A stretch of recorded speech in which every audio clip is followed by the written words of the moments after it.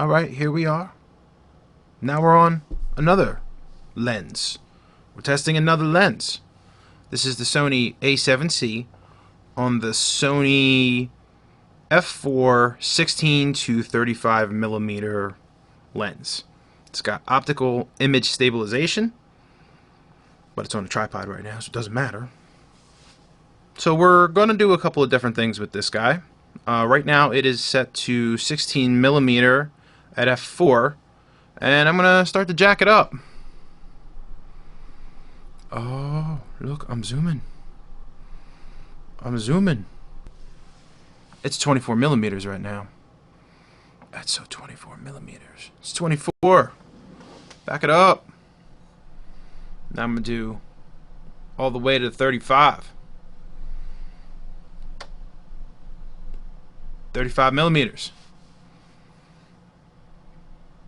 Going to autofocus. Oh, does that autofocus on the eye? It'll be interesting to see with that manual scroll that I just did, if it got out of focus. It's still looking pretty crispy on the screen. I'm curious to see how it's going to look when I have it in the computer. I'm going to back it up now. I'm going to take it down again.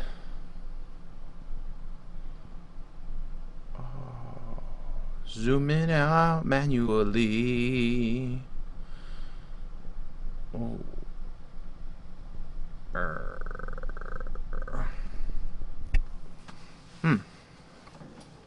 Should probably be a better way.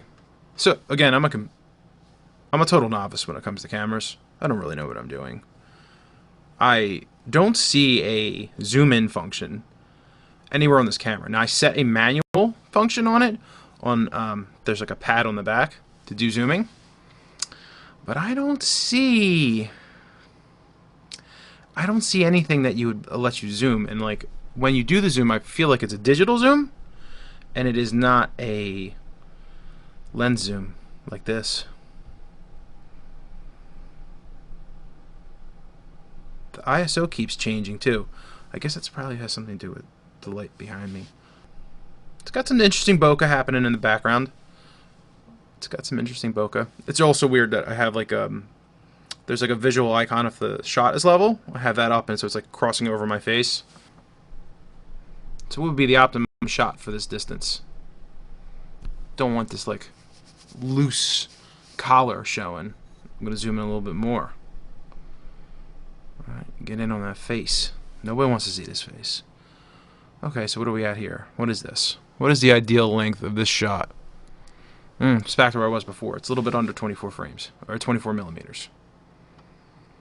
Okay. This was 5 minutes. I'm going to edit it down to less than 5 minutes. But, I wonder how this is going to look. I'm excited. Oh, look at me. This is the Tamron lens. This is the only third-party lens that I've ever purchased for a camera before. But everyone says this is the lens to get. Look at me hunched over like this. I'm wondering how the audio is going to be from this distance. Scroll this. I'm going to change the position here. It looks nice and crispy. It looks good. Okay. By the way, there's some, I don't know what the word is. I don't feel like I'm someone who can give tips about taking pictures in any way, filming things. I do what I do. I have an interest in it, but I'm not one that feels qualified to give out tips. But I will say, and I've said this before, I'm not a big fan of those Joby Gorilla Pods. They're never level. They never sit upright. I have a little handheld tripod called a switch pod. It sort of collapses into like a handheld, and then it turns into like a tripod. It kind of it's got 3 little magnetized legs that come together to form one grip. Then they split apart. It's very, very convenient. It's small. It's convenient. It's nice. But they sold a ball head after the fact, and it's really nice to be able to level things. That was a really long-winded way of saying like a ball head tripod mount is really useful if you want level shots, and this is something that I have never considered up until this point. But anyway, we're gonna change the magnification. We're gonna test the magnification right now. All right, now we're at 35. I was at 35 before on the other lens, and I don't know, it doesn't seem that bad. It doesn't seem that close. The bokeh's really, it really blurs out there. It's a very interesting effect. I wasn't realizing it was going to get so. It was going to get that bokeh effect with a 35 millimeters. This is 50. Okay, the autofocus kicked in pretty quickly. Wasn't unhappy with that, at least for my novice skill level. This looks interesting. Now, if you're wondering why isn't he taking the camera outside, well, it's been raining for the last 3 days, so yeah, we're doing this inside. I bought these like a month ago, and I had just got the camera yesterday. So I was able to sort of test them out on my Sony A5100, the old A5100, but that's a crop sensor, so I didn't 100% know if these lenses were okay. I'm really curious to see how these are going to look when I put it up in the editing machine and I get it blown out, because it's just have a little teeny tiny screen right now. Oh, autofocus! Autofocus! Still focused on my E and not on the hands. Interesting. This lens is actually really, really nice. This is also an interesting test for the microphone. So I'm stepping away from the camera. I have a little bit of distance. I'm not right on top of it. This will be interesting. It was also interesting to see if it's picking up the background noise of the computer. Again, it looks really nice. It looks really crispy from what I could tell on the little screen. Again, I apologize if you're looking at this if you're like, oh, well, he's not looking at the camera lens. It's because I'm looking to see if the shot looks nice. Sometimes you have to be in the moment, though. Got to just look at this big-ass lens and tell people what you're thinking. It's November 1st. It's the day after Halloween, by the way. Even in these COVID times, we had a couple of kids over. Tried to be safe. Everybody's outside, socially distanced and whatnot. Had some people over, though. People ate some candy. We bought a cotton candy machine. That's right. Cotton candy machine. Yeah. Somebody spilled soda on my floors. My kitchen was very sticky this morning. I steam cleaned it. That's all. That's what happens. You wake up, it's daylight savings time. What's the first thing you do at 6 o'clock in the morning, 7 o'clock in the morning? In the previous time zone or time settings? Of course, you take out the steam cleaner and mop your floors. No, I don't have a problem, do I? 70. 70. Oh, I'm going back. I'm going back here. I can barely see myself on the screen. Oh. Bokeh. Look, I'm putting my hands up. You can't even see it. Like, you see that? See those things right there? That is a guitar handle. That's the neck of a guitar. I can't tell over there because there's a bunch of stuff on the screen. It's probably a guitar too, but right there. That's the neck of a Stratocaster. Bokeh. Bokeh.